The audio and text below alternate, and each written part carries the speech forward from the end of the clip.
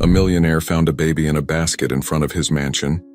Years later, a woman rang his doorbell and he was shocked to discover that Ethan Blackwood stood at the floor-to-ceiling windows of his Brookline mansion, watching raindrops race down the glass.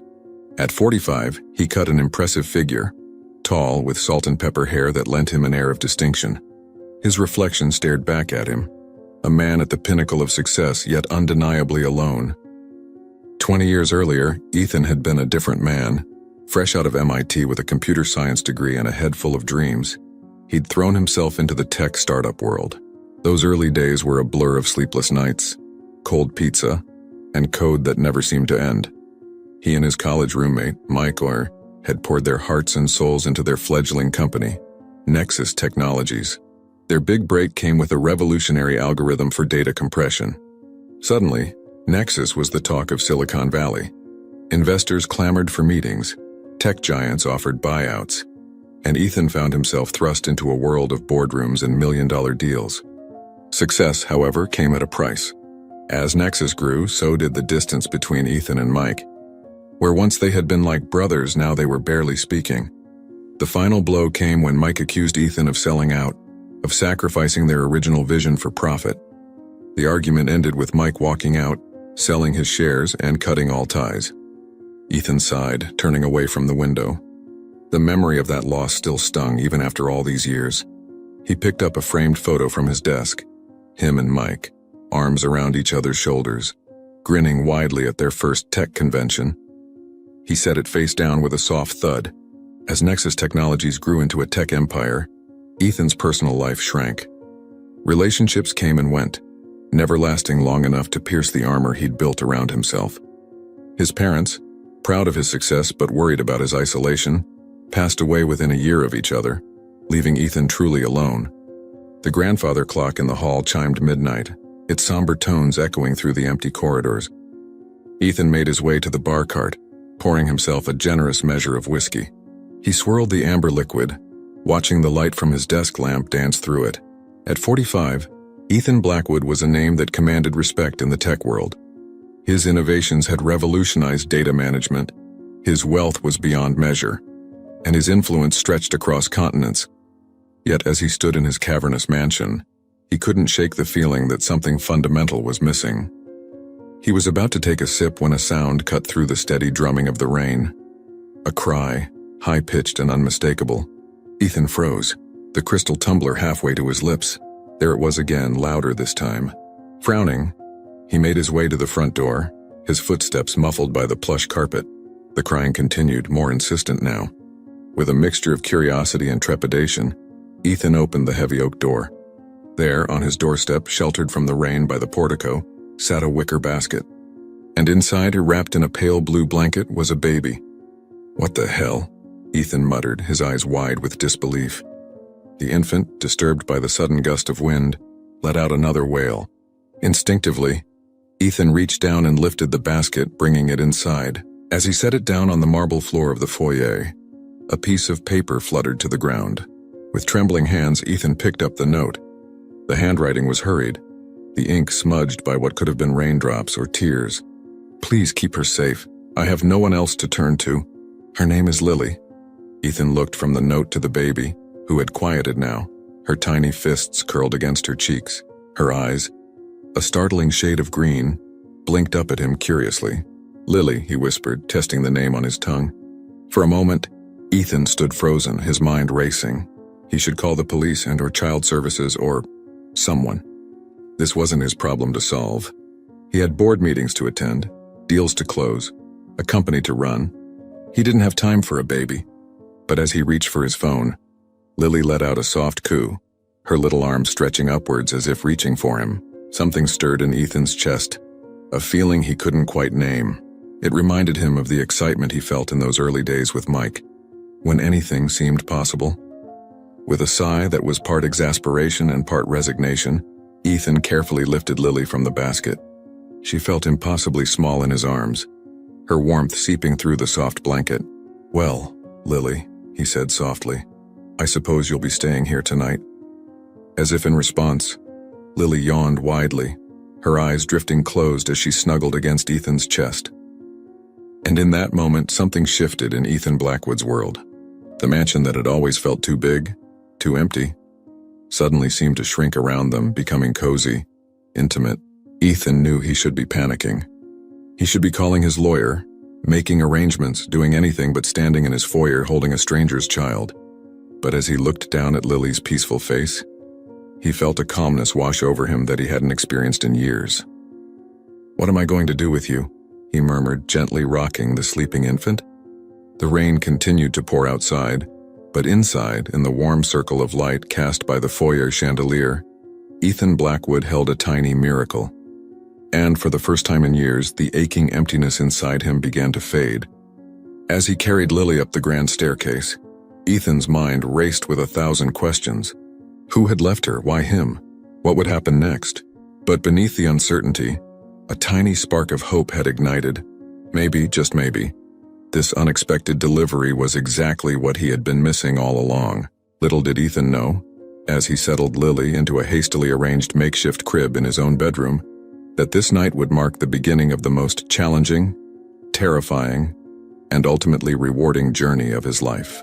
The journey of becoming a father, a journey that would force him to confront his past, reevaluate his present, and reimagine his future. The first rays of sunlight crept through the gaps in Ethan's curtains, painting golden streaks across the room. He blinked awake, disoriented for a moment by the unfamiliar weight on his chest. Looking down, he found Lily curled up there, her tiny fist clutching his shirt.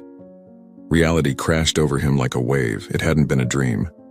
The baby was real, and she was here, in his home, in his care. "Oh God," Ethan muttered, carefully sitting up and cradling Lily to prevent her from falling. "What have I gotten myself into?" As if on cue, Lily's eyes fluttered open. For a brief moment, green eyes met brown in a silent exchange. Then, Lily's face scrunched up, and she let out a wail that seemed impossibly loud for such a small being. Ethan panicked. "Shh, shh," he tried, awkwardly patting her back. "It's okay. Everything's fine." But Lily only cried louder, her face turning an alarming shade of red. "Right," Ethan said, getting to his feet. "You're probably hungry, or need changing, or both. I can handle this. I run a multi-billion-dollar company. How hard can taking care of one tiny human be?" An hour later, Ethan stood in his kitchen, covered in baby formula, with a still-crying Lily in his arms. His hair was disheveled, dark circles forming under his eyes. The kitchen looked like a war zone, empty formula cans scattered across the counter, a trail of powder leading to the sink where a bottle floated in a bowl of warm water. "Okay," Ethan admitted to the empty room. "This might be harder than I thought." Just then, his phone rang. Ethan glanced at the screen. It was his executive assistant ear, Samantha. "Hello," he answered, trying to sound composed while bouncing Lily in his arms. "Ethan, is everything all right?" Samantha's voice was tinged with concern. "You missed the 8 a.m. conference call with Tokyo. That's not like you." Ethan closed his eyes, suppressing a groan. He'd completely forgotten about work. "I'm dealing with an unexpected situation," he said, wincing as Lily let out another ear-piercing cry. "I'm going to need you to clear my schedule for the next few days." There was a pause on the other end of the line. "Ethan, is that a baby crying?" "It's a long story, Sam. I promise I'll explain everything soon. Just handle things for me, will you?" After hanging up, Ethan looked down at Lily, who had finally quieted and was now sucking contentedly on the bottle he'd managed to prepare. "Well, little one, I suppose we need to figure out our next move." As the morning progressed, Ethan found himself in a whirlwind of activity he'd never experienced before. He made frantic online orders for baby supplies, watched countless YouTube videos on childcare, and even attempted to baby-proof his study. By noon, a parade of deliveries had transformed his austere mansion into something resembling a baby goods store. A crib now stood in the corner of his bedroom. A changing table had been hastily assembled in what used to be his home gym, and the kitchen was stocked with enough formula and baby food to feed a small army of infants. As Ethan sat on his leather sofa, Lily nestled in the crook of his arm. He couldn't help but marvel at how quickly his life had changed. Just 24 hours ago, his biggest concern had been the upcoming board meeting. Now he was Googling, How often do babies need to be fed with one hand while the other held a squirming infant? A knock at the door startled both of them. Lily whimpered, and Ethan instinctively held her closer as he went to answer it. On his doorstep stood Regina Hartley, his longtime lawyer and one of the few people Ethan considered a friend. Her usually impeccable appearance was marred by a frown of concern. "Ethan," she said, her eyes widening as she took in the sight of him holding Lily. "What on earth is going on?" "Samantha called me, said you were acting strange and that she heard a baby crying." Ethan stepped back, allowing Regina to enter. "It's complicated," he said, leading her to the living room. As they sat down, he recounted the events of the previous night. Regina listened in stunned silence, her gaze shifting between Ethan and Lily. When he finished, she took a deep breath. "Ethan, you do realize the legal ramifications of what you've done, don't you?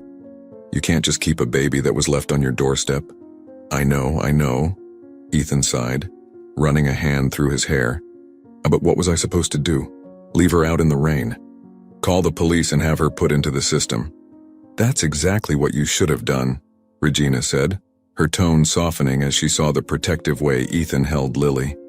"But I understand why you didn't. The question is, what do you want to do now?" Ethan looked down at Lily, who had fallen asleep in his arms. Her tiny hand was wrapped around his finger, and he felt a surge of emotion he couldn't quite name. I want to keep her," he said, surprising himself with the conviction in his voice. Regina's eyebrows shot up. "Ethan, think about this. You're a single man with a demanding career. You have no experience with children. Taking care of a baby is a full-time job." "I know it sounds crazy," Ethan said, not taking his eyes off Lily.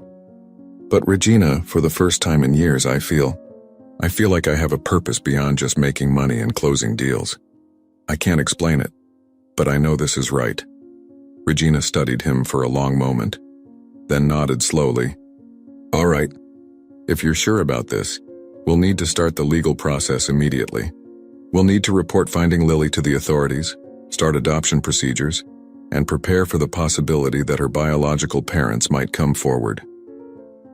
As Regina outlined the complex legal journey ahead, Ethan felt a mix of excitement and terror. He knew it wouldn't be easy, but looking at Lily's peaceful face, he felt a determination he hadn't experienced since the early days of founding his company. The next few days passed in a blur of sleepless nights, diaper changes, and legal meetings. Ethan's mansion, once a monument to his solitary success, was slowly transforming.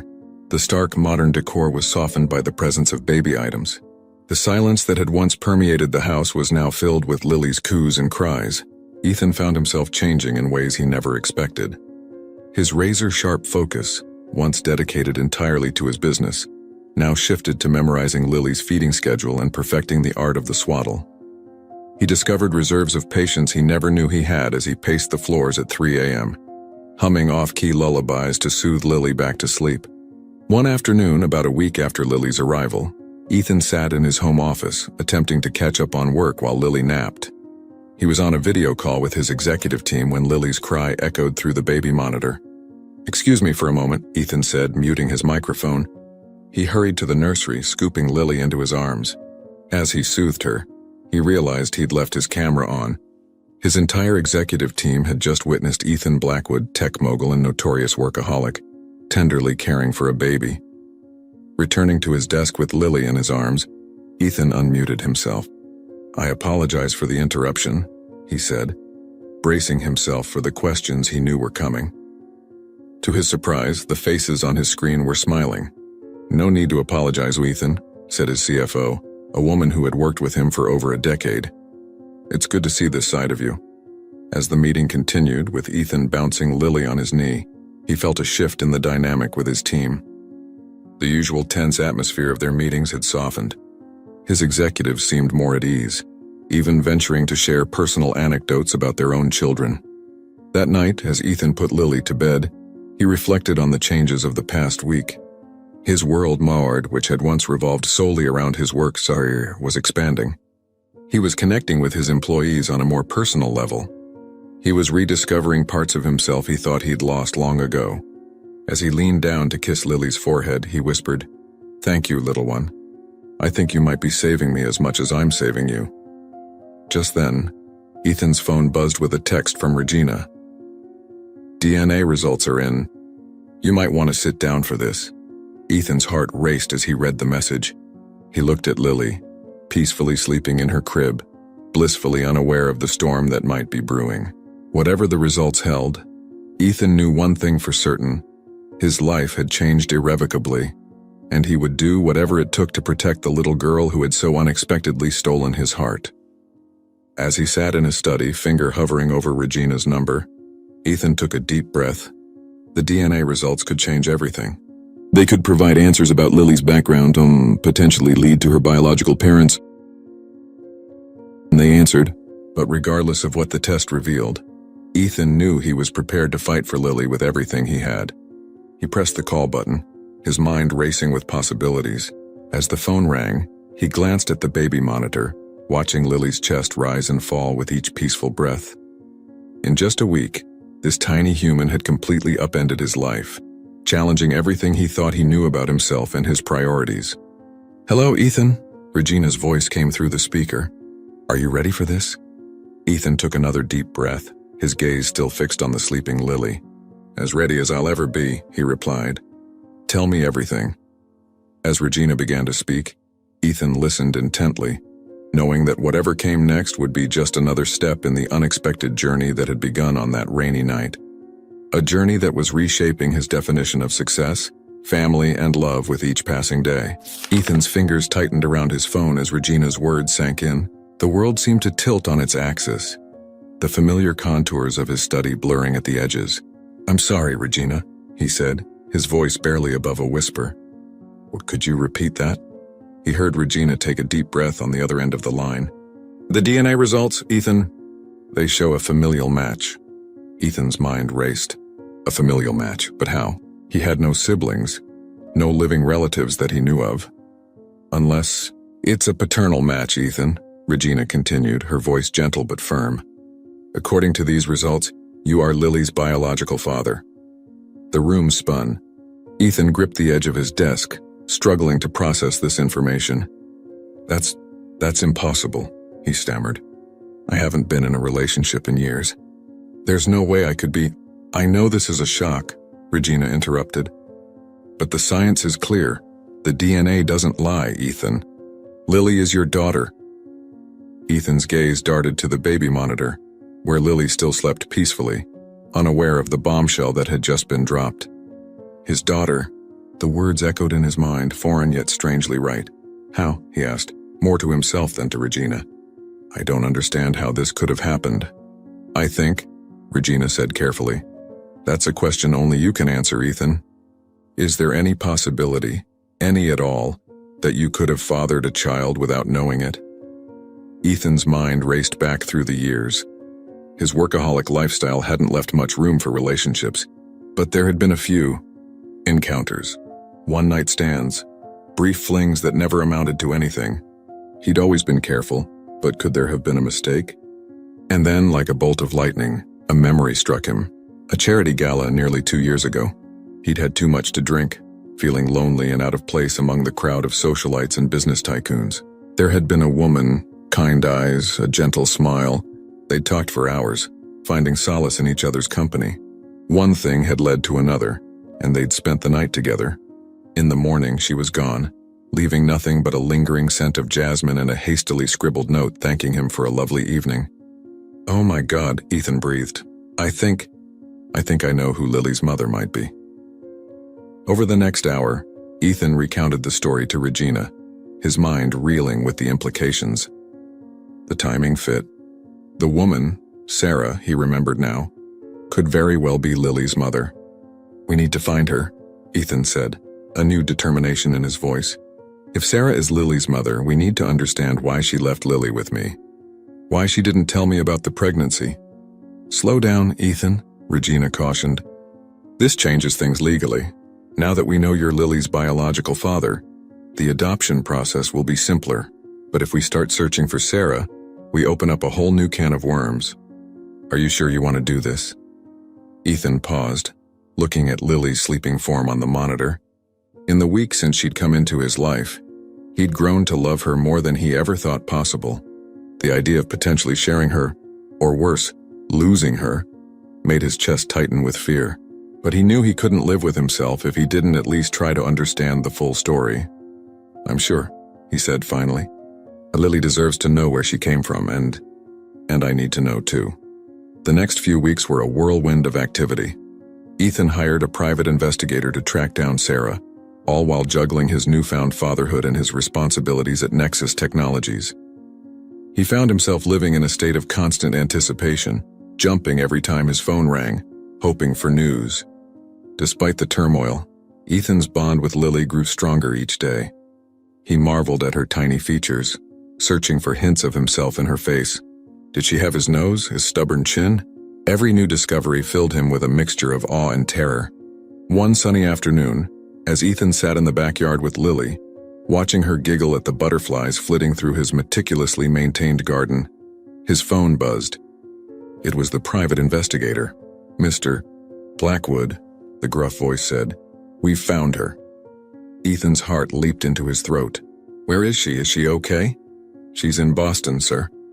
Working as a nurse at Massachusetts General Hospital, but there's something you should know." The hesitation in the investigator's voice sent a chill down Ethan's spine. "And what is it?" "She's sick, Mr. Blackwood. Terminal cancer. The doctors have given her less than a year." The world seemed to stop. Ethan looked at Lily, happily babbling to herself, blissfully unaware of the drama unfolding around her. His chest ached with a complex mixture of emotions: relief at having found Sarah, grief for her condition, fear for what this meant for Lily's future. "I thank you," he managed to say. "Send me all the information you have." After hanging up, Ethan sat in stunned silence, absently stroking Lily's soft hair. The situation was more complicated than he could have ever imagined. Sarah was dying. She had left Lily with him, knowing she couldn't care for her. But why hadn't she told him the truth? With trembling fingers, Ethan dialed Regina's number. As he explained the situation, he could hear the sharp intake of breath on the other end of the line. "Ethan," Regina said slowly, "you need to tread very carefully here. Legally, as Lily's biological father, you have rights, but morally, this is a minefield. What do you want to do?" Ethan looked at Lily, who was now dozing in the warm afternoon sun. He thought about Sarah, alone and sick, having made the heartbreaking decision to give up her daughter. He thought about the past 2 years, the life Sarah had lived carrying this secret, facing her mortality without her child. "I want to meet her," he said finally. "I want to understand. And I want Lily to have a chance to know her mother, even if it's only for a short time." The next day found Ethan standing outside Sarah's apartment, Lily securely strapped to his chest in a baby carrier. His palms were sweaty, his heart racing. What would he say to her? How would she react to seeing him, to seeing Lily? Taking a deep breath, he raised his hand and knocked on the door. Moments passed, feeling like an eternity. Then slowly the door opened. Sarah stood there, a shadow of the vibrant woman he remembered from the gala. She was thin, her skin pale, but her eyes, those kind eyes he remembered, lit up as they fell on Lily. "Oh," she breathed, a trembling hand covering her mouth. "Oh, you found me."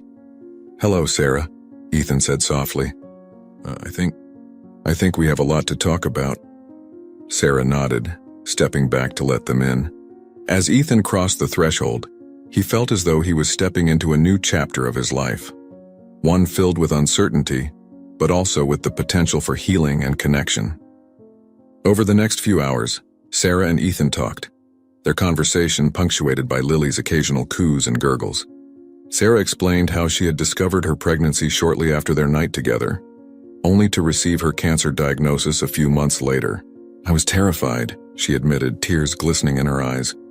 "I didn't know how to reach you, didn't know if you'd even remember me. And then, as the pregnancy progressed and my condition worsened, I realized I couldn't care for a baby. I couldn't saddle an innocent child with a dying mother." Ethan listened, his heart breaking for the impossible choice Sarah had faced. "But why didn't you tell me?" he asked gently. "I would have helped, would have been there for both of you." Sarah smiled sadly. "I know that now, but then, you were Ethan Blackwood, the tech mogul. I was just a nurse who had a one-night stand with you. I convinced myself it was better this way, that Lily would have a chance at a better life if I let her go. As the afternoon wore on, Ethan found himself telling Sarah about the past few weeks, his initial shock at finding Lily, his clumsy attempts at caring for her, and the profound love that had blossomed between them. "You're a natural," Sarah said, watching as Ethan gently rocked a fussy Lily. "She's lucky to have you." Ethan looked up, meeting Sarah's gaze. "She's lucky to have both of us," he said firmly. "Sarah, I know this situation is complicated, but I want you to be a part of Lily's life. For as long as we have." Sarah's eyes filled with tears. "You'd do that? Even after everything?" "Of course," Ethan said, surprised to find tears in his own eyes. "You're her mother, and I think we could all use a little more family in our lives." The weeks that followed were a whirlwind of changes.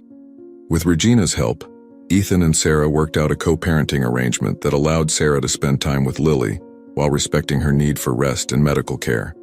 Ethan hired the best oncologists in the country, determined to give Sarah every possible chance at extending her time with Lily. As summer turned to fall, Ethan's mansion once again transformed. The guest room closest to Lily's nursery was converted into a comfortable space for Sarah, filled with medical equipment but also with warmth and life. Photos of Sarah with Lily began to appear alongside Ethan's, creating a visual narrative of their unconventional family. One crisp October evening, as Ethan and Sarah sat on the patio watching Lily toddle through piles of fallen leaves, Sarah turned to him with a serious expression. "Ethan," she said softly, "I need to ask you something important." Ethan felt a flutter of anxiety in his chest. "Of course, anything." Sarah took a deep breath. "When I'm gone, will you tell Lily about me? Will you make sure she knows how much I loved her, even though I couldn't be there for her in the beginning?" Ethan reached out, taking Sarah's frail hand in his. "Sarah," he said, his voice thick with emotion, "Lily will know everything about you. Your courage, your kindness, your love. I promise you she will grow up knowing how lucky she is to have you as her mother." Sarah squeezed his hand, tears spilling down her cheeks. "Thank you," she whispered. As they sat there, watching the sun set on another day, Ethan marveled at the journey that had brought them to this point. A year ago, he had been a lonely workaholic, driven by ambition but empty inside.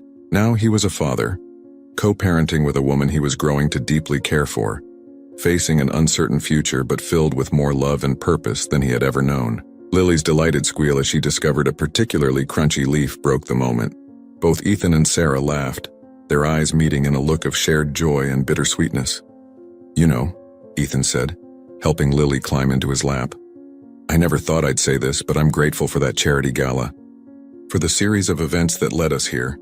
It hasn't been easy, but it's been worth it," Sarah finished for him, reaching out to smooth Lily's unruly hair. Ethan nodded, holding Lily close and reaching for Sarah's hand. As the three of them sat there, bathed in the golden light of the setting sun, Ethan realized that he had found something he never even knew he was looking for: a family.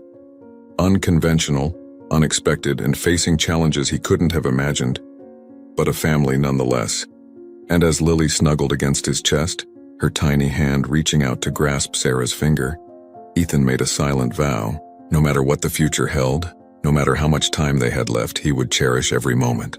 He would build a life filled with love, memories, and the unbreakable bonds of family, a legacy that would live on through Lily long after they were gone.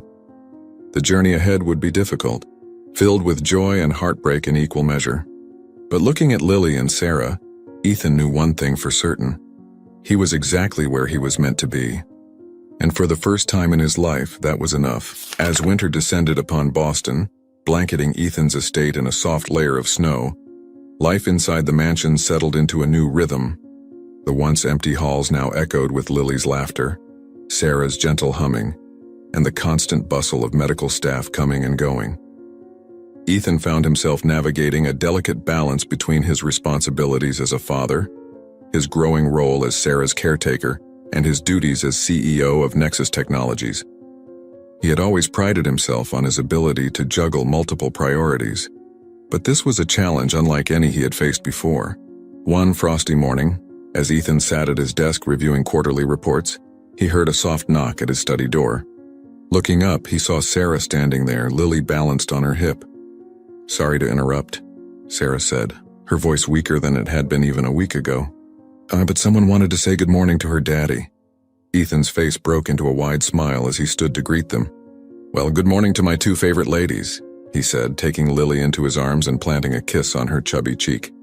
He then turned to Sarah, his smile fading slightly as he noticed the dark circles under her eyes. "How are you feeling today?" Sarah shrugged, attempting a brave smile. "I've had better days, but I've had worse too. The new treatment, Dr. Chen suggested, seems to be helping a bit." Ethan nodded, trying to hide his concern. Sarah's good days were becoming fewer and farther between, a fact that weighed heavily on his heart. "Why don't you rest for a bit?" he suggested. "I can watch Lily for a while." "Actually," Sarah said, her eyes brightening slightly, "I was wondering if you might be up for a little family outing. The nurse said a bit of fresh air might do me good, and it's such a beautiful day." Ethan glanced at his computer screen, at the mountain of work waiting for him. Then he looked back at Sarah and Lily, at the hopeful expressions on their faces. In that moment, the decision was easy. "You know what? That sounds perfect," he said, already reaching for his coat. "I know just the place." An hour later, the unlikely family found themselves at the Boston Public Garden. Ethan pushed Sarah's wheelchair along the snow-dusted paths, while Lily toddled alongside, marveling at the winter wonderland around her. As they reached the frozen lagoon where the swan boats usually operated in summer, Ethan paused, taking in the peaceful scene. Sarah's gaze was fixed on Lily, who was attempting to catch snowflakes on her tongue. "I never thought I'd have this," Sarah said softly, her eyes glistening with unshed tears. "When I left Lily with you, I thought I was giving up any chance of being a mother. But you've given me so much more than I could have ever hoped for." Ethan knelt beside Sarah's wheelchair, taking her cold hand in his. "Sarah, you've given us so much too. You've taught me what it really means to be a parent, to put someone else's needs before your own." "Lily and we're the lucky ones." Sarah squeezed his hand, a sad smile playing on her lips. "Promise me something, Ethan. Promise me you'll keep living after I'm gone, that you'll show Lily all the beauty this world has to offer." Ethan felt a lump form in his throat. "Sarah, promise me," she insisted, her gaze intense despite her frail state. Ethan nodded, blinking back tears. "I promise." Their moment was interrupted by Lily's excited squeal. They looked up to see her pointing at a group of ducks waddling across the ice. "Look, Mommy, look, Daddy." "Ducks." Ethan and Sarah exchanged a glance, both their hearts swelling at Lily's words. It was the first time she had called them that, Mommy and Daddy, and the significance of the moment wasn't lost on either of them. As they spent the rest of the afternoon in the park, building tiny snowmen and feeding the ducks, Ethan felt a profound sense of peace wash over him. This was what mattered, he realized. Not the business deals or the technological innovations, but these precious moments with the family he never knew he wanted. The weeks that followed were a mixture of joy and heartache. Sarah's condition continued to deteriorate, but she faced each day with a courage that left Ethan in awe. They made the most of every moment, creating a lifetime of memories in the short time they had left. Ethan found himself reevaluating his priorities. He delegated more responsibilities at work, determined to be present for every precious moment with Sarah and Lily. He organized video calls with Sarah's family, ensuring that Lily would have connections to that side of her heritage. They recorded messages for Lily's future, filled photo albums, and wrote letters to be opened on important milestones in her life. As spring began to bloom, Sarah's strength began to fade.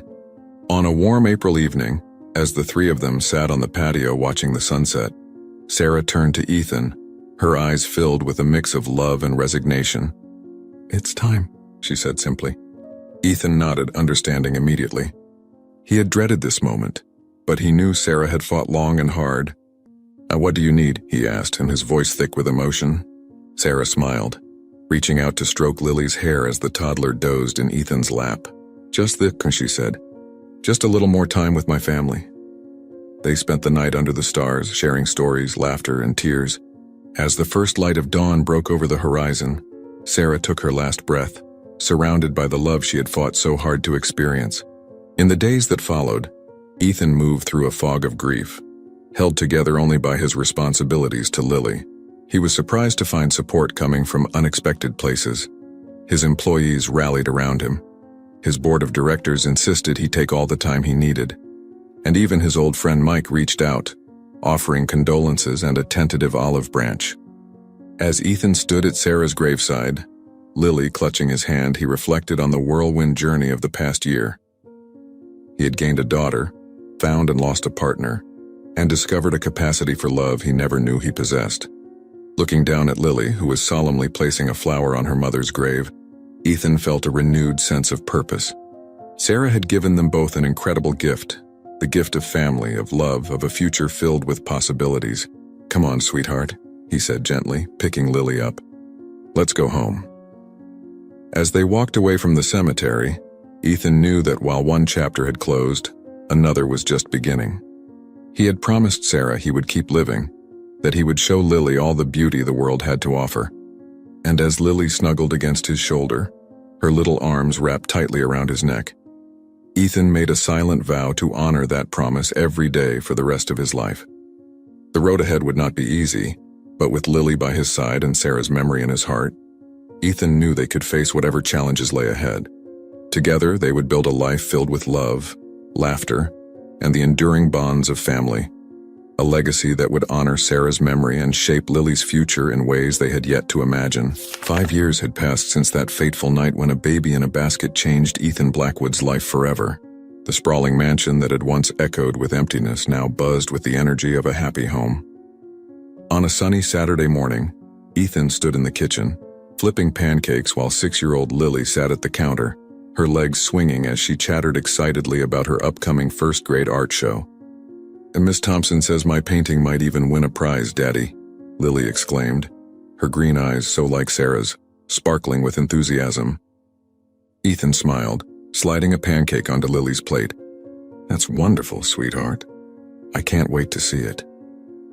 As he watched Lily dig into her breakfast, Ethan marveled at how much she'd grown. Her dark curls, so like his own, bounced as she moved, and her face was a perfect blend of his features and Sarah's. She was a living reminder of the unexpected journey that had brought them here. The past 5 years hadn't been easy. Adjusting to life as a single father while running a major tech company had been a constant balancing act. There had been sleepless nights, board meetings attended via video call with a toddler on his lap, and moments of doubt when he wondered if he was doing right by Lily. But there had also been joy, so much joy. First steps, first words, first days of school. Each milestone was a celebration, bittersweet with the knowledge that Sarah wasn't there to share it, but precious all the same. Ethan had kept his promise to Sarah. Lily's life was filled with love, laughter, and adventures. They had traveled the world together, from the beaches of Hawaii to the streets of London. Ethan had made it his mission to show Lily all the beauty the world had to offer, just as he had promised Sarah he would. "Daddy," Lily's voice broke through his reverie. "Can we visit Mommy today?" Ethan's heart swelled. They visited Sarah's grave regularly, and Ethan had made sure Lily knew all about her mother, her kindness, her bravery, and the sacrifices she had made. "Of course we can, sweet pea," Ethan replied, ruffling Lily's hair. "I will bring her some of those sunflowers she loved so much." Later that day, as they stood hand in hand by Sarah's grave, Ethan listened as Lily chattered away, telling her mother all about her week at school and her upcoming art show. "And Daddy's been helping me practice my reading every night. Mommy. He does all the funny voices for different characters, just like you used to do." Ethan felt a lump form in his throat.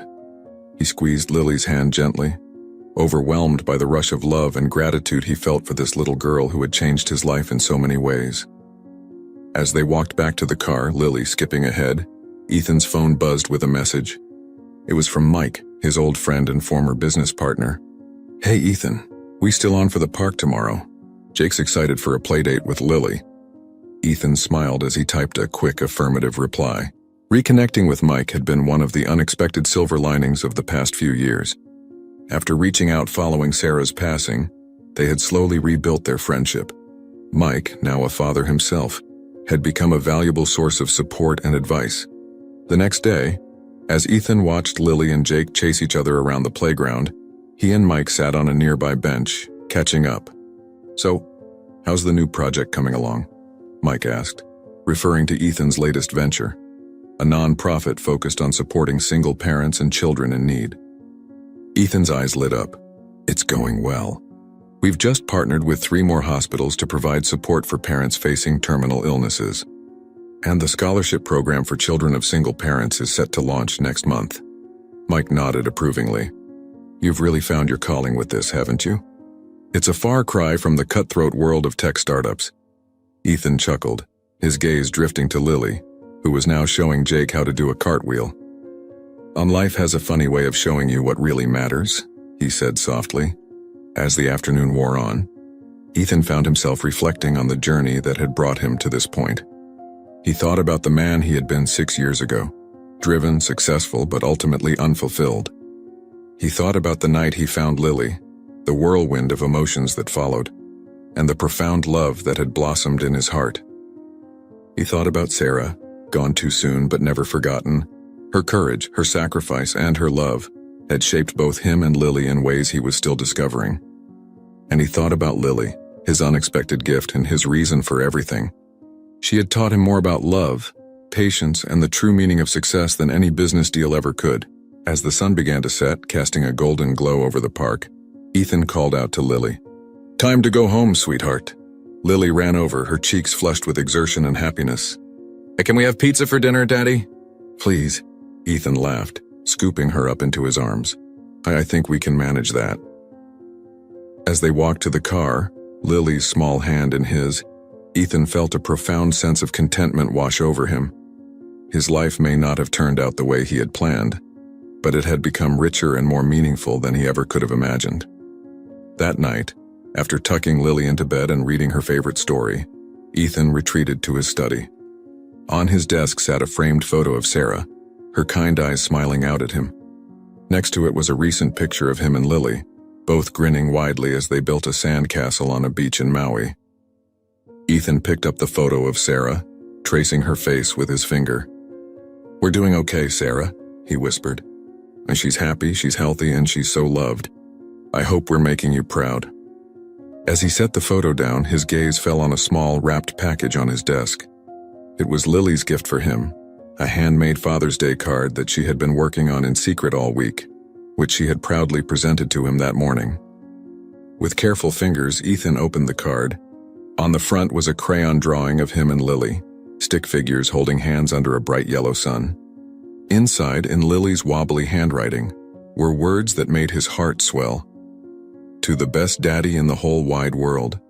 I love you to the moon and back, and then to all the stars too. Love to Lily," and below, in smaller letters, on Primrose. "Mommy would be proud of us, don't you think?" Ethan felt tears prick his eyes as he read the words again and again. In that moment, he knew with absolute certainty that every challenge, every sleepless night, every difficult decision had been worth it. His life had become a tapestry woven with threads of unexpected love, of loss and renewal, of challenges overcome and joys discovered. And at the center of it all was Lily, his daughter, his miracle, his guiding star. As Ethan closed the card and placed it carefully on his desk, he made a silent vow. He would continue to honor Sarah's memory, to cherish every moment with Lily, and to use his resources to help other families facing similar challenges. The future stretched out before them, full of possibilities. There would be more challenges to face, more milestones to celebrate, more memories to create. But whatever came their way, Ethan knew that he and Lily would face it together, bound by the unbreakable ties of family and the enduring power of love. As he turned off the light in his study and headed to bed, Ethan felt a sense of peace settle over him.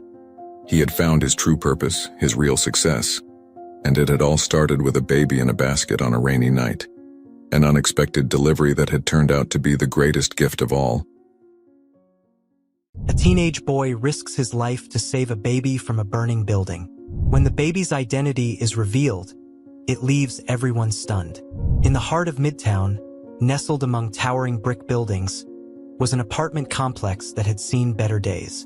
Its faded exterior whispered stories of countless lives lived within its walls, stories that would now bear witness to a moment of unimaginable bravery. 17-year-old Liam Turner was running late. His sneakers slapped against the rain-soaked pavement as he dashed toward home. The late autumn sky had dimmed early, its gray clouds pregnant with the promise of another storm. He was carrying groceries his mother had asked for, their weight pulling against his tired arms, when a sudden commotion brought him to a halt. The acrid smell of smoke curled through the air, followed by panicked shouts. Liam turned toward the noise and saw thick, black plumes unfurling from the third floor of the very building he'd passed moments ago. Fire! Someone help! A woman screamed, clutching her toddler as she stood barefoot on the sidewalk. Residents poured out of the building, their belongings clutched hastily to their chests. But the panic solidified into terror when a distraught man stumbled forward, gasping through tears. "My baby," he cried. "My son's still inside." Liam froze, heart pounding. The crowd murmured in horror, their feet rooted in place. Flames leapt hungrily from the windows, licking at the night like golden serpents. Every instinct told him to stay put, to let the firefighters, whose sirens wailed faintly in the distance, handle it. Yet, something within him surged forward. The man's tear-streaked face was seared into Liam's mind. Without a second thought, Liam dropped the groceries and sprinted toward the entrance. "Kid, don't," a bystander started, but his voice faded into the background. Inside, the air was heavy with heat and smoke. Liam dropped to his knees, crawling forward to keep below the worst of the fumes. He counted door numbers as he went, the panicked cries of tenants fleeing past him becoming disjointed echoes. When he reached the apartment in question, the door was ajar, revealing a room hazy with smoke. In the corner, cradled within a playpen, was a baby no older than a year. The infant's cries were shrill, piercing through the chaos. Liam didn't think. He pulled his hoodie over his nose and mouth, darted forward, and scooped the baby into his arms. The child's warmth startled him. He was a fragile, living thing against Liam's shaking chest. As he turned back, flames began consuming the doorway he'd come through. A beam fell with a deafening crash, blocking the exit entirely. Panic clawed at Liam's resolve, but he forced himself to focus. He scanned the room until he spotted the window, a narrow chance, but the only one left. Using his elbow, he smashed the glass. The sudden rush of cold air felt like salvation. He could see the growing crowd below, their faces a mix of horror and hope. "Here," he shouted. "I've got him." The firefighters had arrived, and ladders were being positioned. Time, however, was not on Liam's side. The heat behind him was blistering, and the baby's cries were weakening, his tiny body curling tighter against Liam. With a deep breath, Liam climbed onto the window ledge. The ladder was still inches away, the flames roaring just behind him. He gritted his teeth and made the leap. Strong hands caught him and the baby just as his foot slipped on the ladder rung. Together, they were pulled to safety amid a chorus of cheers and relieved sobs. The baby's father, unable to wait, rushed forward, taking the child from Liam's trembling arms. Tears streamed down his face as he hugged the boy tightly. "You saved my son," the man whispered, his voice breaking. Before Liam could respond, exhaustion took over, and he slumped against the pavement, the last thing he saw being the baby's bright eyes peeking over his father's shoulder. Liam awoke to the rhythmic beeping of a monitor. The sterile scent of antiseptic filled the air, and a dull ache settled in his chest. His eyes fluttered open, adjusting to the glaring lights of a hospital room. Beside him sat his mother, Sarah, her face lined with worry and relief. "Liam," she whispered, tears welling in her eyes. "You scared me half to death. What were you thinking?" His voice came out hoarse. "There was a baby. I had to." Sarah cupped his face, her fingers trembling. "You're so brave," she said softly. "But promise me you'll never do something so dangerous again." Before Liam could respond, the door creaked open, revealing a man and woman he recognized from the night before. The baby's parents. The mother held the infant, who was now swaddled in a pale blue blanket, his tiny fingers curling around the fabric. "May we come in?" the father asked. His voice was heavy with emotion. Liam nodded, attempting to sit up straighter. Sarah helped him adjust, her protective instincts kicking in as she eyed the couple warily. The father stepped forward first. He was tall, his frame still tense with the remnants of fear and gratitude. He extended a hand. "I'm Daniel Harper. This is my wife, Emily, and our son, Noah. You saved his life." The weight of their words pressed on Liam, but he managed a small smile. "I'm glad he's okay." Daniel hesitated, his hand lingering in the air as if unsure how to fully express his gratitude. Emily took a step closer, her wide, searching eyes locking onto Liam's. She didn't say anything, but the intensity of her gaze unsettled him. "Thank you," she finally said, her voice trembling, "for risking everything. You're our hero." Sarah, who had been quietly observing, cleared her throat. "He's always been like this," she said, pride evident despite her worry. "Too big a heart for his own good." Emily's lips parted, as if to say something, but Daniel interrupted, his voice cracking. "You saved our family. I don't know how we can ever repay you." "It's enough to see Noah safe," Liam replied. But even as he spoke, he noticed Emily's expression shifting. Something between awe and apprehension. It was as if she wanted to say more but held back. Later that day, after the Harpers left, Sarah noticed Liam deep in thought, staring at the ceiling. "You okay?" she asked, pulling her chair closer to his bedside. "Yeah," he replied, though his voice lacked conviction. "They were nice, but it was strange. The mom kept looking at me like she knew me." Sarah stiffened slightly but shrugged it off. "You've just been through a lot. People get emotional after something like this." Liam nodded, but a nagging feeling lingered. There was something in Emily Harper's eyes, a flicker of recognition he couldn't shake. Meanwhile, in the Harper household, the couple sat in their living room, Noah peacefully asleep in Emily's arms. Daniel paced the room, his movements restless. "Emily," he started, his voice low, "are you going to tell me what's on your mind? You've been distracted since the hospital." She hesitated, stroking Noah's tiny head. "I can't explain it," she whispered. "When I saw him, Liam, I felt like I'd seen him before." Daniel stopped pacing, his brow furrowing. "What are you saying?" Emily shook her head, as if trying to dismiss her own thoughts. "It's probably nothing, but his eyes, his face. There's something familiar about him." "Emily," Daniel said gently, sitting beside her. "This isn't like you to be so cryptic. What are you really thinking?" She looked at him, her voice trembling. "I need to know more about him." The hospital discharged Liam 2 days later, much to Sarah's relief. She insisted he rest at home, fussing over every move he made. Yet, despite her efforts to keep things lighthearted, a strange tension lingered in the air. Liam could sense it, but his mother's cheerful chatter kept him from asking too many questions. Back in the Harpers' upscale townhouse, Emily Harper sat at her desk, her fingers drumming anxiously against its polished surface. On the other end of the line, a private investigator she'd hired was finishing his report. Liam Turner, 17, the investigator said. Lives with his mother, Sarah Turner. No father listed on the birth certificate. They've lived in Midtown for most of his life. She works as a paralegal. Emily's hand tightened around the phone. "Anything unusual?" she asked, her voice low. "Not exactly. The mother seems devoted, though she keeps a low profile. No social media, no major legal troubles, nothing suspicious." But the investigator hesitated. "But what?" Emily's heartbeat quickened. Sarah Turner isn't her original name. She legally changed it about 18 years ago. Emily's breath caught. What was it before? Sarah Whitman. Emily froze, the name triggering a cascade of memories. It was impossible. It had to be a coincidence. "Thank you," she said, her voice tight. "Send me the full report."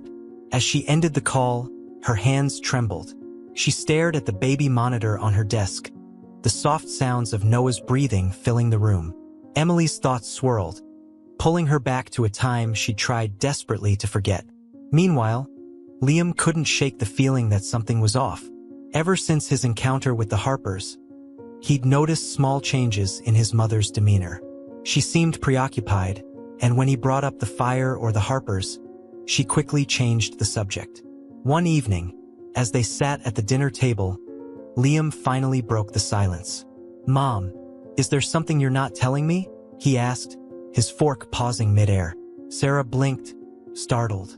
"What do you mean?" "I don't know. You've been acting strange since I got out of the hospital. And Emily Harper, she looked at me like she knew me." "Does she?" Sarah's face paled. She busied herself with her plate, avoiding his gaze. "Liam, you're overthinking things. People react differently to trauma, that's all." "But, no," she said firmly, her voice uncharacteristically sharp. "Drop it, Liam." Her tone silenced him, but it didn't quell his curiosity. If anything, it made him more determined to uncover the truth. A few days later, Emily Harper stood at the doorway of the Turner apartment. She had debated coming for hours, but the need to see Liam and Sarah was too great to ignore.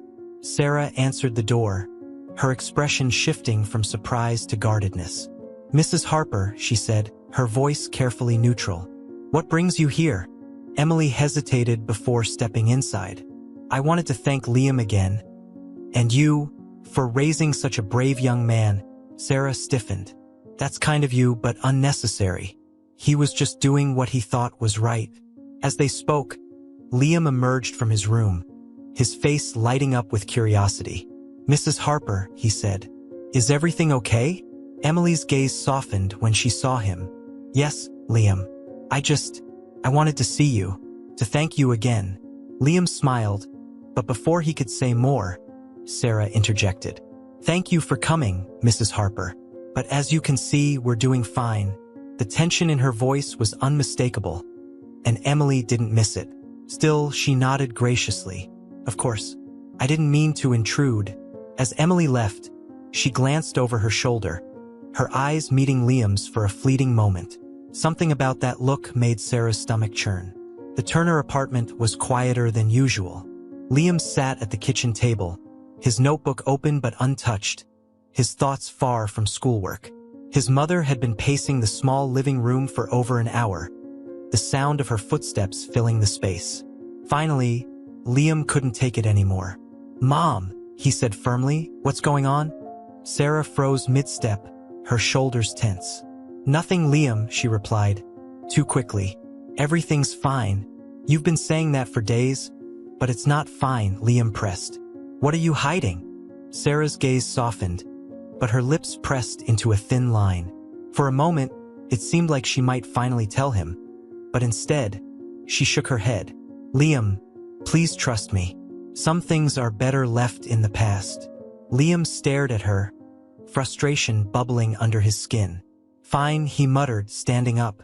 "If you won't tell me, I'll figure it out myself." Sarah's face blanched. "Liam, don't," but he was already grabbing his jacket and heading for the door. At the Harper residence, Emily was sitting in the nursery, watching Noah sleep. Her husband, Daniel, entered quietly, placing a hand on her shoulder. "Emily," he said, concern lacing his voice, "you've been distant. What's going on?" She looked up at him, her eyes filled with a mix of fear and determination. "I think I know who Liam Turner is," she admitted. Daniel frowned. "What are you talking about?" Emily hesitated before answering. "Years ago, before we met, I made a mistake. A mistake I've tried to forget." Daniel sat beside her, his expression growing serious. "Emily, you need to tell me everything." She nodded, taking a deep breath. "When I was younger, I had a child. I was barely out of college, scared, and unprepared. My family didn't approve, and I gave him up for adoption." Daniel's eyes widened, but he didn't interrupt. "I tried to move on," Emily continued, her voice trembling. "But when I saw Liam, there was something familiar. His eyes, his face. And then I looked into his mother, Sarah Turner. She wasn't always Sarah Turner, Daniel. She was Sarah Whitman." Realization dawned on Daniel's face. "You think Liam is your son?" Emily nodded, tears streaming down her cheeks. "I need to know for sure." Meanwhile, Liam found himself wandering the streets of Midtown. His thoughts swirled with questions and half-formed theories.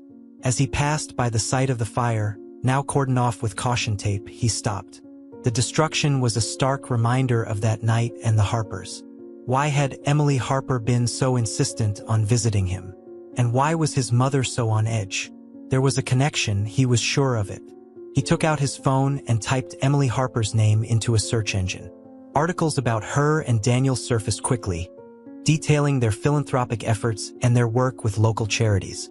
One headline caught his attention: Emily Harper's silent struggle, overcoming a painful past. Clicking on it, Liam read an excerpt. Emily Harper has faced her share of challenges, including a decision in her early 20s that continues to shape her life. Sources close to the family have hinted at a private adoption during her college years, a topic Emily has never publicly addressed. Liam's heart pounded. Was it possible? Could Emily Harper be connected to him in a way he'd never imagined? Liam froze, his phone slipping slightly in his grasp. The sleek black car parked across the street stood out against the dim surroundings. Its windows were tinted, obscuring the occupants, but he could feel the weight of their gaze, steady and unrelenting. As he stared back, the engine revved softly, and the car began to move. It passed him slowly, almost deliberately, before disappearing into the night. Liam's heart raced. Coincidence? He doubted it. Determined, he headed home, clutching his phone like a lifeline. Questions swirled in his mind, crashing into each other, each more urgent than the last. If Emily Harper was his biological mother, why hadn't she said anything? Why had his own mother kept this a secret? At the Harper residence, Emily sat with Daniel in the study, papers spread out before them. The private investigator's report lay open on the desk, the details stark and undeniable. "It's him," Emily whispered, her voice barely audible. "Liam is my son." Daniel leaned back in his chair, his expression unreadable. "And Sarah? She was the one who adopted him." Emily nodded. "She must have been. Sarah Whitman. She was the name listed in the closed adoption records. She's Liam's legal mother." Daniel frowned, his fingers drumming against the armrest. "You realize this changes everything, right? If Liam finds out—" "I want him to find out," Emily interrupted, her voice trembling. "I've spent years wondering if he was okay, if he was loved. And now I've seen him. He's brave, kind, everything I could have hoped for. I can't just walk away." "But what about Sarah?" Daniel asked carefully. "She's the one who raised him. You can't just barge into their lives and—" "I know," Emily admitted, her eyes glistening with tears. I need to talk to her. I need to know how this happened. Why she never told him." Daniel sighed, pulling her into a gentle embrace. "Then we'll figure it out. Together." At the Turner apartment, Sarah was still by the window, her arms wrapped tightly around herself as though trying to hold something in. She jumped slightly when the door opened, and Liam walked in, his face set in determination. "Liam, where were you?" she asked, her voice sharp with worry. "Walking," he replied curtly, shrugging off his jacket. "And thinking." Sarah hesitated, watching him warily. "About what?" "About you. About Emily Harper," Liam said, his tone accusatory. "And why you won't tell me what's going on?" Sarah's breath hitched, and for a moment, she seemed on the verge of breaking. But she quickly regained her composure. "I've already told you, Liam. There's nothing to tell." "Stop lying to me," Liam snapped, slamming his hand on the counter. "I know something's not right. I know you're hiding something, and I think it has to do with her." Sarah's eyes filled with tears, but she said nothing. "Mom," Liam pleaded, his voice softening. "I need to know the truth. Please." The room was silent except for the faint hum of the refrigerator. Finally, Sarah sank into a chair, burying her face in her hands. "I never wanted this to happen," she whispered. "I never wanted you to get hurt." Liam sat across from her, his heart pounding. "Mom, please, just tell me." Sarah looked up at him, her eyes red and tired. "Liam, Emily Harper is your biological mother." The words hit him like a freight train. For a moment, Liam couldn't speak, couldn't move. He stared at Sarah, his mind racing to make sense of what he'd just heard. What, he finally managed. Sarah reached for his hand, but he pulled away, standing abruptly. I didn't mean to hide it from you, she said, her voice trembling. I thought it was the best thing for you. I wanted to protect you. Protect me from what? Liam demanded, his voice rising. From the truth. Tears streamed down Sarah's face. From more heartbreak. I didn't think you needed to know. Liam backed away, shaking his head. I can't believe this. My whole life. You've lied to me. It wasn't a lie, Sarah said desperately. You are my son, Liam. I've loved you every day of your life. But she's my mother too, Liam said, his voice breaking. Isn't she? Sarah couldn't respond, and the silence that followed was deafening. Liam's hand hovered over the doorbell of the Harper residence, trembling with hesitation. He didn't know what he expected on the other side of the door. Answers, perhaps, or even more questions. The stately home loomed above him, its grandeur a stark contrast to the modest apartment he called home. Taking a deep breath, he pressed the bell. The chime echoed inside, its sound crisp and deliberate. Moments later, the door creaked open, revealing Emily Harper. Her eyes widened in surprise, and then softened with an emotion Liam couldn't quite place. Liam, she said softly, as if speaking his name aloud might shatter the fragile moment. I need to talk to you, Liam said, his voice firm but shaky. Can I come in? Emily stepped aside, motioning for him to enter. The warmth of the house enveloped him, the scent of polished wood and faint lavender filling the air. Daniel appeared from the living room, his brow furrowing at the sight of Liam. Liam, Daniel greeted cautiously. Is everything okay? I need to know the truth, Liam said, his words directed at Emily. About us. Emily's expression wavered, and she nodded toward the living room. Come sit down, she said gently. As they settled into the plush couches, Emily clasped her hands tightly in her lap. Liam sat across from her, his arms crossed defensively, his eyes searching hers for answers. Daniel lingered by the doorway, a silent observer. You know, don't you? Emily asked softly. Liam nodded, his throat tightening. My mom told me. You're my biological mother. Emily's eyes brimmed with tears, and she nodded. Yes, I am. Why didn't you say anything? Liam demanded, his voice breaking. Why did you just watch me and not tell me? I didn't know how, Emily admitted, her voice trembling. When I saw you that night when you saved Noah, I couldn't believe it was you. I've spent years wondering about you, hoping you were okay, but I didn't want to disrupt your life. You already did, Liam said bitterly. By not telling me. Emily's tears spilled over, but she didn't look away. I made mistakes, Liam. I was young, scared, and I thought giving you up was the best thing I could do for you. I wanted you to have a better life, with someone who could give you everything I couldn't. My mom gave me everything, Liam snapped. She's been there for me every day. She didn't give me away. Emily flinched at his words, and Daniel stepped forward, his hand on her shoulder. Liam, Daniel began gently, this isn't easy for anyone.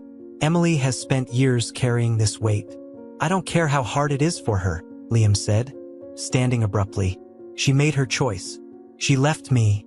Liam, wait, Emily pleaded, standing as well. Please, I need you to know that I've always loved you. I've thought about you every single day.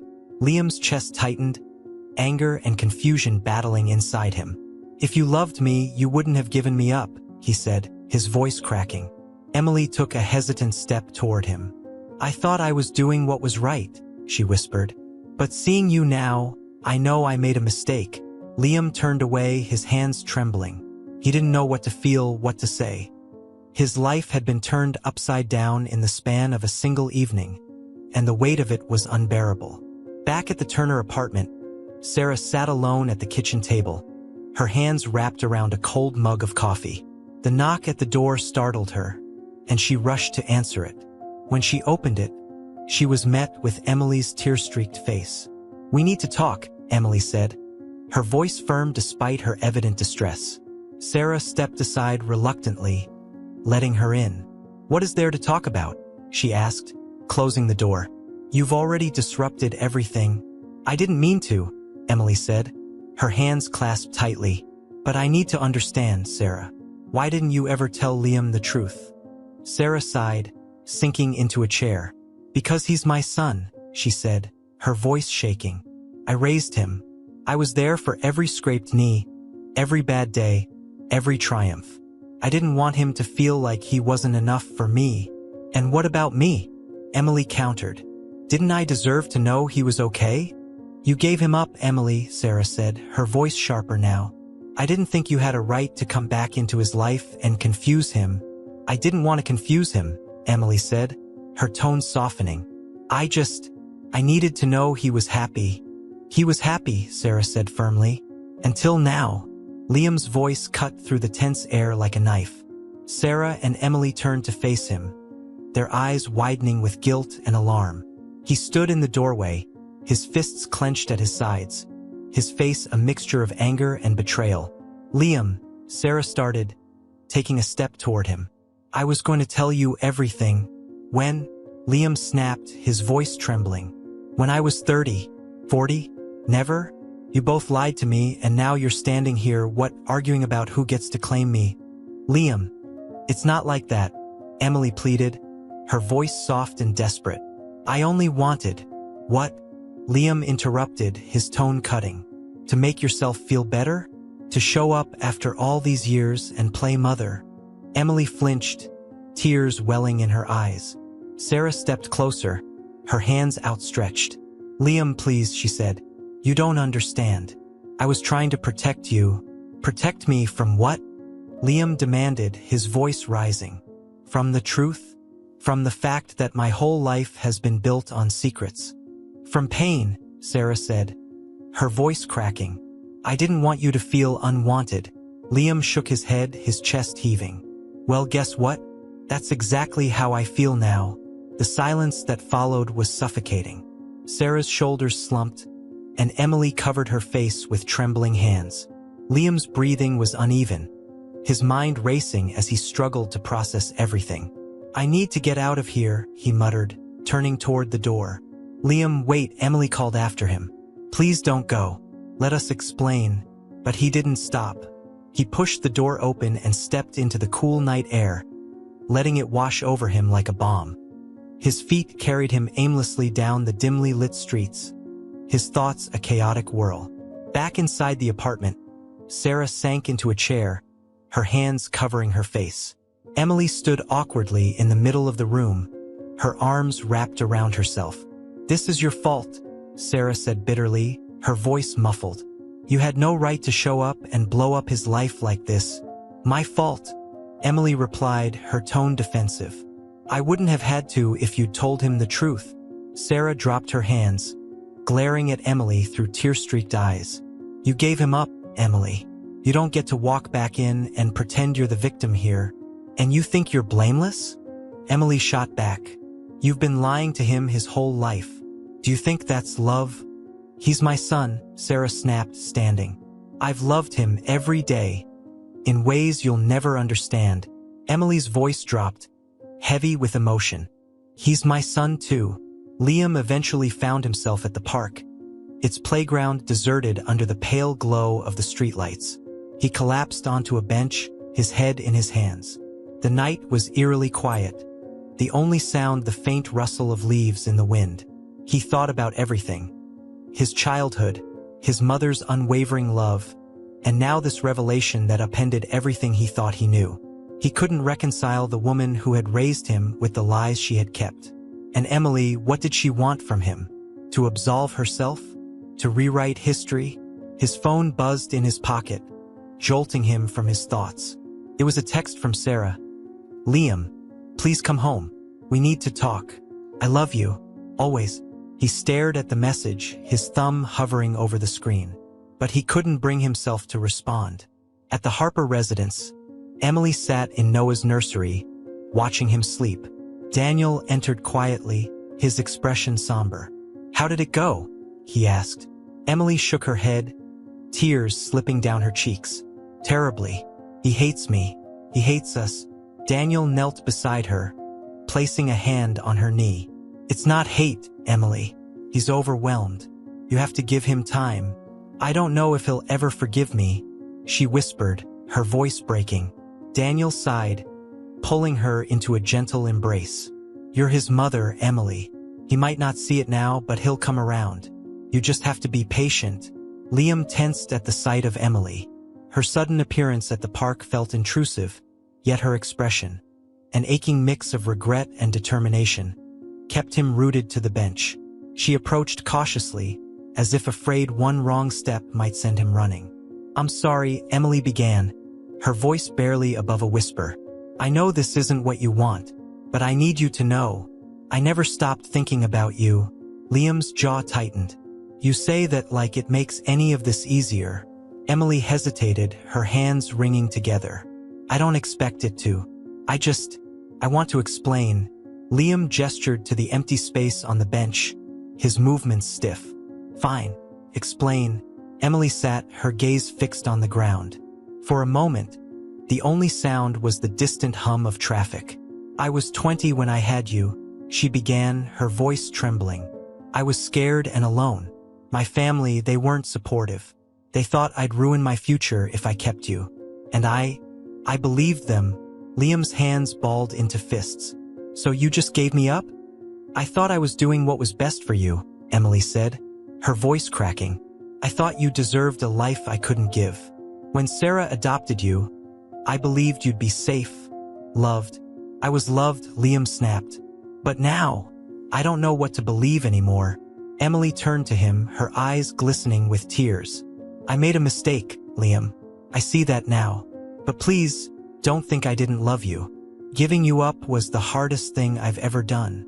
Liam stared at her, his chest heaving with the weight of her words.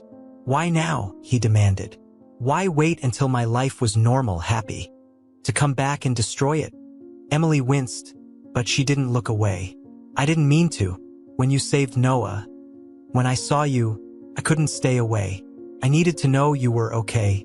Liam shook his head, his frustration boiling over. I don't know what you want from me. Forgiveness? A relationship?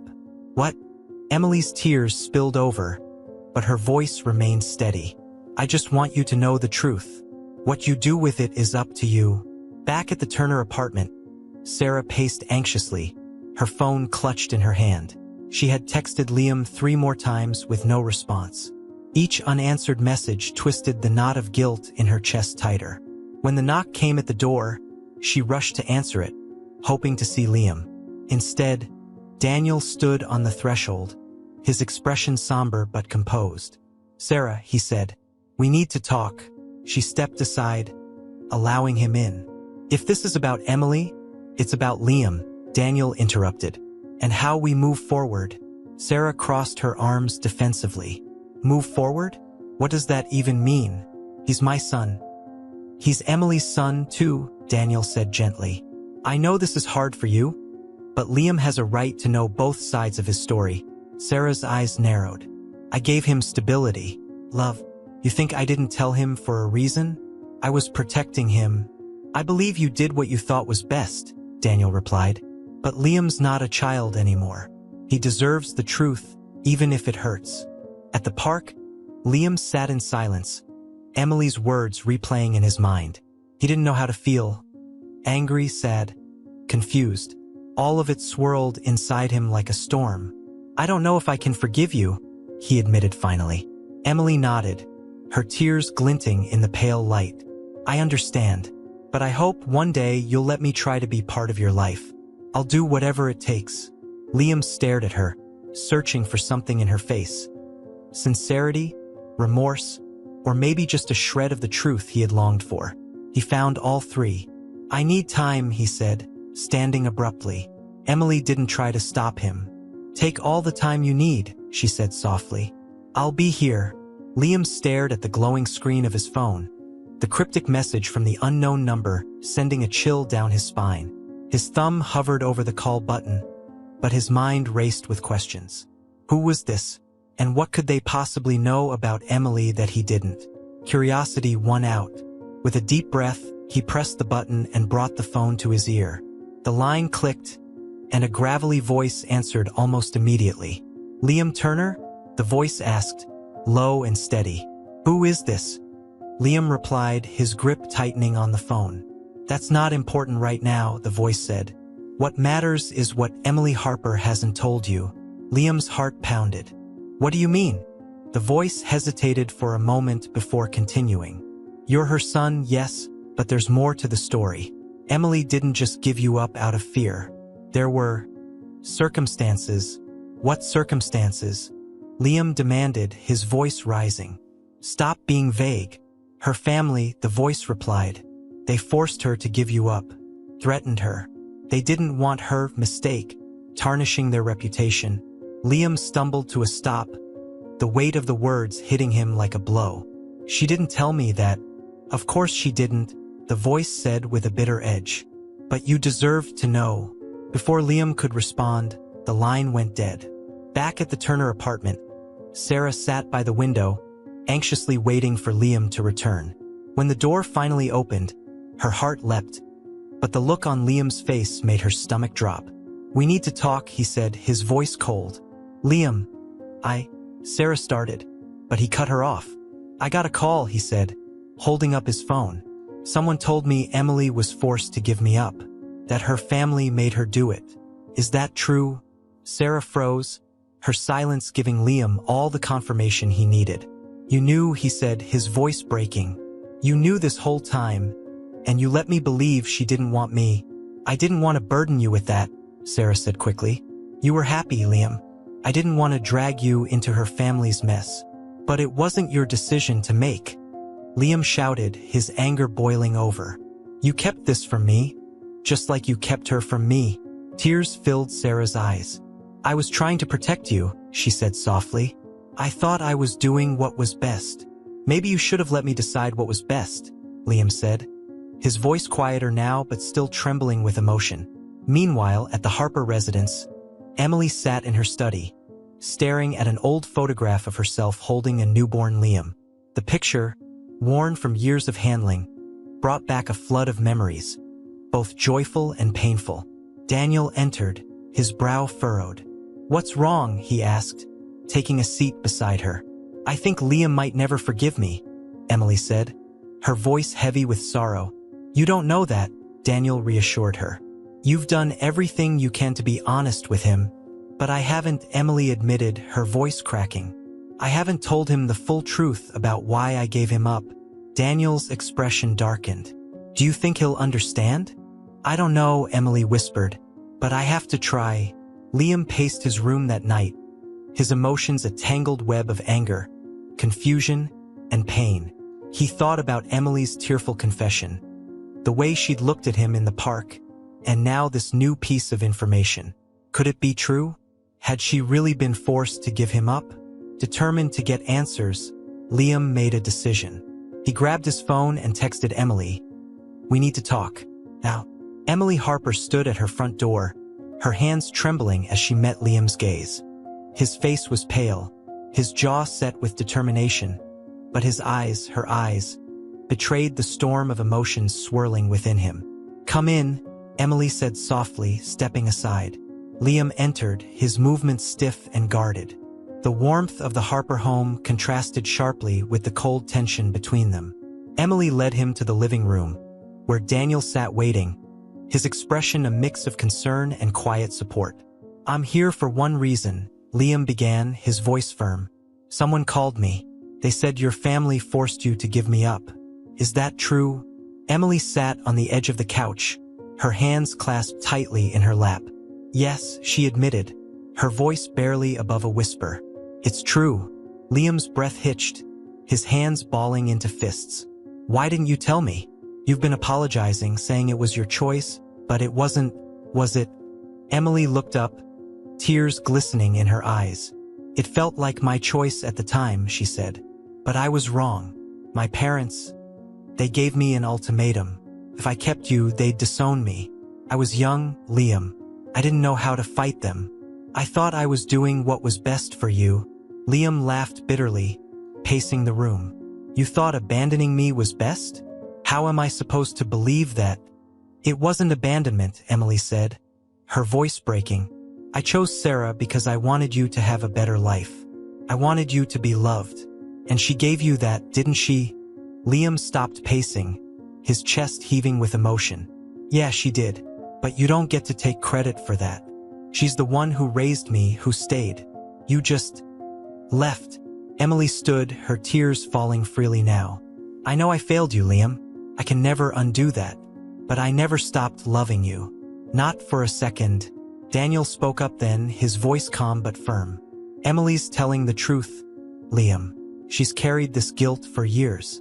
She's not asking for forgiveness. She's asking for a chance to be part of your life, if you'll let her. Liam's gaze flicked between them, the weight of their words pressing down on him. I don't know if I can do that, he said finally. You've had years to figure this out, but I've had days. I'm not ready. Emily nodded, her tears falling silently. I understand. Take all the time you need. Just please know that my door is always open. That night, Liam returned to the Turner apartment. Sarah was waiting for him, her face lined with worry and fatigue. When he walked in, she rose to meet him, unsure whether to hug him or give him space.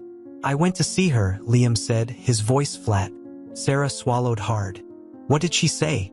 She told me the truth, he replied, his tone sharper. The truth you both kept from me. I was trying to protect you, Sarah said quietly. I didn't want you to feel like a burden, like you weren't wanted. I was never unwanted, Liam said firmly. But I needed to know who I am. You both robbed me of that. Sarah's eyes filled with tears, and she reached for his hand. I'm sorry, Liam. I know I made mistakes, but everything I did was out of love. Liam hesitated, his anger and love for his mother warring within him. Finally, he let her take his hand. I just need time, he said softly. Sarah nodded, tears spilling over. Take all the time you need. Weeks passed, and life began to settle into an uneasy rhythm. Liam divided his time between school, work, and the quiet reflection of someone grappling with newfound truths. Emily sent him occasional messages, short, unobtrusive notes that asked how he was doing but never pushed for more. One afternoon, as Liam walked home from school, he noticed a familiar figure standing by the playground where he often sat to think. Emily held Noah in her arms, her face lighting up when she saw him. I wasn't sure if you'd want to see me, she said as he approached. I'm still figuring that out, Liam admitted. He glanced at Noah, who babbled happily in her arms. But I guess it wouldn't hurt to try. Emily's smile wavered, tears glistening in her eyes. Thank you, she said softly. That's all I've ever wanted. Epilogue months later, Liam sat at a small cafe, a cup of coffee cooling in his hands. Across from him sat Emily, her hands clasped tightly around her own mug. Their conversations had grown easier, their meetings more frequent, though the wounds between them still needed time to heal. Sarah joined them occasionally, and though the interactions were tentative, there was a mutual understanding, a shared love for the boy who connected them. Liam still didn't have all the answers, but he was learning to live with the questions. In time, he realized he could embrace both women as part of his story. A story of loss, love, and the courage to rebuild. For now, that was enough.